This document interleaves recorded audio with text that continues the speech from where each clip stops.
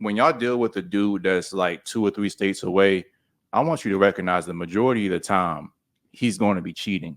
And a lot of the time he has a whole different life set up in those 2 or 3 different states. So what a guy will do is that he'll have you on this kind of string 3 or 4 states away while he really has his whole separate life built down on wherever he's at. And he'll call you when it's convenient, whenever he's not in the house, on the way to work, whenever his primary girl's not around. He'll keep you on the string long enough to kind of keep you in that place of like, you're not going nowhere. Yeah, exactly. well, the more so which on the line you're saying is more so to keep the access to you. To keep the access. That's what most people, both sexes do it. A way to keep access to people. Do you feel like that type of lifestyle is like a pay to play? What do you mean by that? Like, you gotta keep her happy some way to keep on the string. I think like if he was tossing her money, paying her bills, or like keeping her attention there. No. I'm about to go somewhere with you. Okay. The men like that, right? Most of the men like that do have that lifestyle and they live in that, they prey on you loving them or caring about them. It ain't about the money. I'm talking about for the female, like to keep her on that string. That but to keep her on the string is, baby, I care about you. He's love bombing her. You mean everything to me. I wish we could be closer, but my situation here, this is too hard. This I do the talk. He ain't paying for nothing up here. But don't nobody. But that's how that that's what you would think. But most men can use their words and they lie their way through just to keep you on that string. And a female that go for that is a silly female. You have to get. Then there's a lot of silly females. A lot of them out here. You know what? And that was you, Alex, who said that? No. Who said that? Me. What? You know what? I think I might actually like her now. But listen, you're right about that because it'd be some of the girls that I talk to, even just as friends. They'll be smart, they'll be beautiful, but I'm like, Slim, the game that this dude's running on you, I can see 10 miles away. You're right there in the middle of it, and you can't see the forest for the trees. And like BK said, she just said it, like, there are some women that when you're not involved with it, it looks stupid.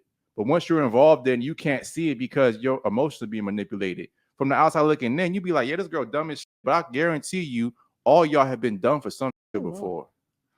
Turn the mic off. No, listen, I'm not saying that anybody won't go through a dumb stage, but how long is she staying dumb? How long did this? It don't matter. It's not. It don't matter. I know women that stay dumb for 2-3 years, 2 or 3 decades. That's true too. Distance. If he have a whole another lifestyle set up or whatever the case may be, and that's why I say that open communication, that honesty, it almost sound like something poly stuff going on. But if he's up here taking care of Merlin chick and he's down there in Miami and taking care of Miami chick, some women are okay with it because their love language is not physical. Y'all only turn into Inspector Gadgets when y'all want to leave the dude to find a reason to leave. Other than that, you're gonna play stupid, play dumb because he makes me feel good and he's stimulating something in me. Talking about long distance. I'm talking about long distance too. Seeing him, like, it don't matter. He stimulate your mind. He's seeing his life on Instagram. Yeah, but you might even see him once or once a month or every 3 months or something like that. But it's dudes that can stimulate the mind, and they'll keep doing it and playing that game. I get it, and I said I can see a person being in something longer if it's here, but if it's in Florida and it don't matter if our lifestyle's a certain way. Okay. For instance, let me just point out something. Most people, when they pass the age of 30, they have children, right? Mm-hmm. You have children, you have work, you have everything else. So the lifestyle fits you for that moment or whenever it fits you. Work with people that don't have no kids, though. It can possibly work. Can I say something? Because I'm trying to be very careful with my words because this person watches this show. But the girl I'm referring to, she's a good-looking female. You know, she has options. When I say options, you know what I mean. But she's a good-looking person. And she would call me and confide in me and ask me about what this guy's doing 3 or 4 different states away. And I say, hey, Slim, this nigga got a girl. Yeah. And I recognize the pattern because I ran that game before. Granted, it wasn't like 3 or 4 states away, but like the girl might be. It was next door. Nigga. You know what? You ain't going to bomb me out tonight, BK. That's not what this is about. I'm bombing her out right now, not me. But my point in saying that is like women have different requirements for different dudes. So she'll make a dude that she don't like. She'll make him pay a higher price for what a dude that's not doing anything for her gets for free. If you get what I'm trying to say. So the dude wasn't doing anything. He would just call when he wanted to get off, when he wanted to like some pictures or something like that, and she would do it willingly. This is where most guys mess up.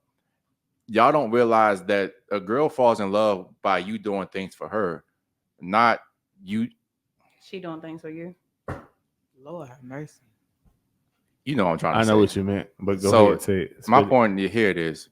A girl falls in love when she does things for you, not the other way around. So she was investing time, her body, sending the nigga money and all this other stuff. While there were plenty of other guys that were trying to take her out on dates, buy her flowers and stuff, but she couldn't see that. Now, if you asked her from the outside looking in, she would say she wants the guy that's sending her the flowers and sending her money. But the guy that was actually getting the sexual stuff out of her wasn't doing any of that. She was doing everything for him. That's when a girl really falls in love with you by doing things for you, not the other way around.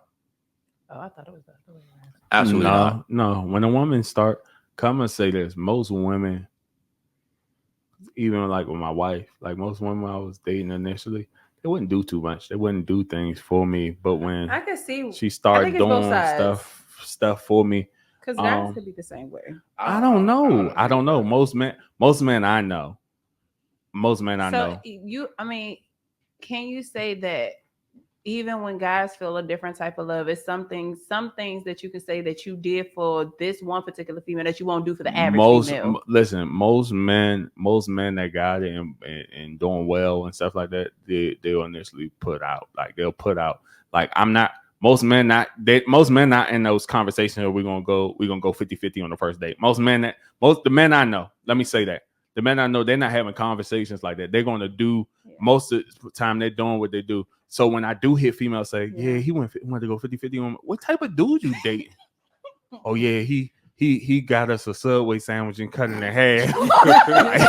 like I'd be confused. Like I would never do that. I would get the money I need, even if I didn't have before I took a woman on the date. Like I get the money I need before that's what I would do. So I couldn't even see myself doing that. So when I be hearing women like in their 30s saying men do stuff like that, like he took me for a picnic. He took me for a picnic and brought some Pringles and some bologna sandwiches. Like what? Like stuff like that be throwing me off. Do you not find it funny that how you always hear stories of men like that? They have to go 50-50 on dates, don't pay for dates, so the girl has to spot him money. Do you ever find that most of those dudes never have a problem getting women? It's always the guys that do too much have a problem getting women. It's the ones that they get the chance, that you get a chance to. Because he said, again, going back to the words, is what he said to you. Now, do you think also it could be a facade? You know how like some guys, they'll play that role, that 100% role in the beginning and then end up being a 50-50 ass person. See, we just talked about this earlier too, D, and I'm so glad you said that, BK. It's not necessarily a facade because I say this all the time. Well, you just wasn't living your authentic self and you was trying to impress. No. The red flags are always there. Thank you, Alex. You just choose to ignore them. Thank you. They're always there because I say this all the time to the chicks that I talk to. Like they'll try to get me to meet a dude they're dealing with because I tell them the straight truth automatically. And like if I talk to a man, I see that he has no goals, he has no ambition. He's not talking about anything but smoking weed, playing video games. Doesn't know anything about how money works. I can say in 5 minutes that dude's a loser or not. 5 minutes. But you, not you, but you know what I'm saying. You who spends most of your day with them, multiple months, even multiple years, you see that man never finishes anything, smokes all day, is a piece of shit. And you can't tell that in 5 years of being with them, but I can tell it in 5 minutes. So my point in saying that's a long way to say the red flags are always there. You just choose to ignore them. I can tell if a man's on some in the first 5 minutes. And 5 minutes. They see it and just be scared to leave it? No, listen. I'm gonna tell you what it is. If it's fresh. 90% of women, 95% of women are Bob the Builders. I can fix this man. That's true. I can fix what he acts like this, but the way I am, I'm gonna change this man. But most of the times, most you people have to say Barbara the Builder. Barbara, whatever. You think you could change and work on this man? He a certain type of way, but I can make because of who I am. I can make him this Bob way. The Builder. You trying to be Barbara the Builder? yeah. You know what I'm saying? You don't gotta do that. I feel like women put themselves in places where you ain't gotta put yourself in. You know this man is everybody has their flaws, but it's flawed to the point of he may be violent. He may be emotional. That's a flaw? Violence?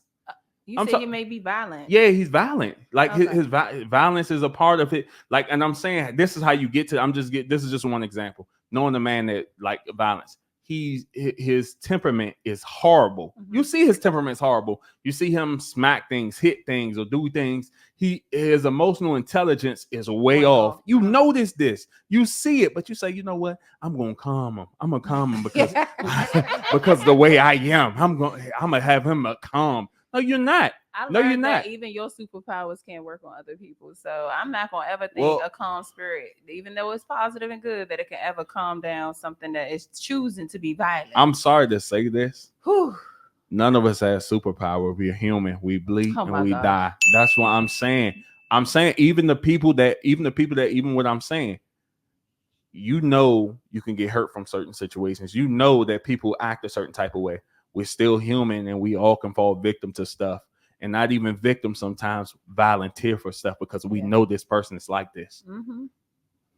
Bars, bro. My favorite quote is that there is no victims, they're just volunteers. Like literally, you'll see a man, like D was just saying, if a man has any kind of emotional outburst within the first 2 months of you seeing that dude, that's not as a person. That's my point. And problems only get worse with time and not better. So it'll be him yelling at you one time, then it'll be him smacking a wall, then it'll be him breaking something, then it'll be next thing he's going to push you, then he's going to hit you, then it's going to be full out domestic violence thing. My point is these things gradually escalate over time, but women will see those signs and be like, you know what?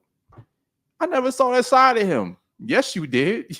You saw it escalating from the beginning. You chose to ignore it though. People don't go from 0 to 100. Everybody tests and see what they can get away with. Everybody does that. It's a support thing too. Like I think the biggest thing sometimes, you know, this man not gonna support you in the way that you need to be supported. It ain't even always about money. He ain't even there for you emotionally. You tell him something going on, dang, that's crazy, baby. he don't even got nothing for you. I mean, you don't always got a word to say to somebody, but he ain't even there for you. That's crazy. My tie flat. That's crazy, baby. Damn. But you know what? Just damn. No assistance, no nothing. But just I'm just saying that's all he got for you is that's crazy. So what you gonna do? What? Like, oh, shit, I'm look talking at to you about it. Trigger. Real bad. Hey, we got it, bro. We got it. That shit crazy. Wait. So Hey, this is a little sour. So again, to your point, in them situations, if you come to your man and be like, babe, like I got a flat tire on the side, I'm on the side of the road, and he like, damn, that's crazy. Dang, you got AAA? Yeah. That ain't my man no more. Oh, again, for just for the two men, actual men right here, what would be, again, as advice for the ladies listening, what would be the way that, like, okay, hey, this is how a man should respond in them type of situations? But I had three. I'm about to say long distance. I'm about to say no. Right. Hey, hold on, y'all. Where is this man Let D located? go. Go ahead, D. Go ahead. Listen, I'm about to respond to your question. Is he long distance still? No, we if he long distance, of course, you know that AAA thing, man. Yes. But if he here, right? First thing he need to come out of his mouth, where you at? Where you at? If I could get to you faster than AAA can, I'm getting it. If you 2 hours away or something like that, of course, I'm gonna call AAA. But if you 30 minutes, 15 minutes away, all right, hold on. Let me drop what I'm doing. Let me come help you. And whatever else I got going on, hey, let me hold this on. If he really mess with you, this is what he gonna do. He gonna come to you, change your tire. And if he can't change the tire, he gonna sit with you until AAA comes.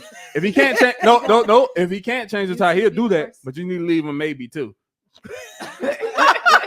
But you know what, BK? I'm glad you said that because it's not even if I'm like, let's say you're an hour and a half out and I'm like down here, you're like, I don't know, Bethesda or something, it's traffic. He should at least, if not call AAA for you, stay on the phone with you until somebody gets there. It's just to say these things. Ain't no way that no chick I'm dealing with is going to be on the side of the road if I can help and I can get to her. It's not going to happen. And if I can't get to her, I'm calling AAA myself. I want to stay on the phone with you until AAA comes. But let's go ahead and go to reality here for a minute. But hold on, because he said something. He said you should leave him, right? So what age do you think a guy should learn to change a tire then? This gonna go and hold up a rabbit hole. Because listen, I just had a talk with my therapist. People, and she be so intrigued to talk to me, we always go over time.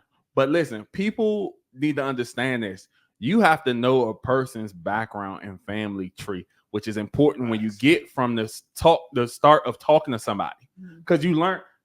I met 3 of your aunts, all of them crazy. What's going on with you? Like, you got to know, like, you see certain things in their family, their mama, their dad, even 2-parent households. Everybody don't have them because of whatever situation, but you see certain things. I see the difference in those things. It's certain differences that you got to know. So even learning how to change a tire.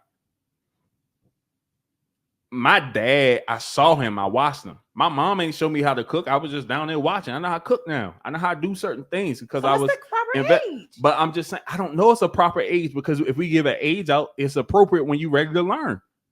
Okay. I'm gonna give you a straight answer. So you think it's like a willing thing, like as a man, you should want to know certain things to take that initiative? This is my opinion. I'm just gonna say, for me, I think that probably around 13 is probably a good age to learn that skill. Okay. And it is different for everybody. Maturity, though, that's what I'm talking about, bro. Maturity. Somebody might not be mature enough to learn, sit down and learn how to do those things. That's what I'm talking maturity wise. I'm not. I feel like your maturity. Age and maturity is 2 different things. But Alex, you was gonna say something. I don't want to cut you off. You have something, Alex? No, go ahead. Okay. But you've been kind of quiet, and I noticed you kind of get riled up a little bit when that whole tire thing came. When you got anything that you need to add? I mean, my 12-year-old son know how to change a tire, but that's okay. Let's talk about that's because his dad taught him. Though I think it also depends on your environment. Yeah. Let's talk about the guy that didn't come change the tire. Let's talk about it. Let's talk about it. What was that conversation? What was that call like? Like, you told him what was that whole transition? Tell your we ain't gotta go through a transition. No, tell your truth. Tell your truth. No, he was blocked. He was blocked. Geico was called, and I figured it out. But you know what, Brooke? I find it funny that most chicks who, like, this is how women do it. I hate to keep pounding this like he-man woman hating club, but I just know women so well. Women have 2 guys for 2 different things. So, oh Lord, they will put the responsibility of changing the tire on somebody they're platonically friends with, somebody they know that has interest in them, but they ain't with yet, because that guy's going to be what I call the emotional gas station. Mm-hmm. You see Tyrone, Pookie, and Ray Ray, your favorite names. They make you feel bad about yourself. You know, they make you feel like you have low self-esteem. You start questioning your worth as a woman. You start wondering why he won't commit to you. And then you call Beta Bob, who's the friend. He makes you feel good about yourself. So my point is that, because Pookie gonna have her tire going down the road. No, Pookie ain't gonna come. Pookie ain't showing up. Pookie is not showing up. Pookie gonna tell me, call him when I get home. Let me know when you get home. Let me know how that go. Like, Pookie ain't showing up. Then you gonna try to fuck after that. Exactly. He gonna call me tomorrow. What time you get your tire fixed? You on wheels? You get your tire fixed. Your car good now? You on wheels? Right, exactly. Pookie ain't coming.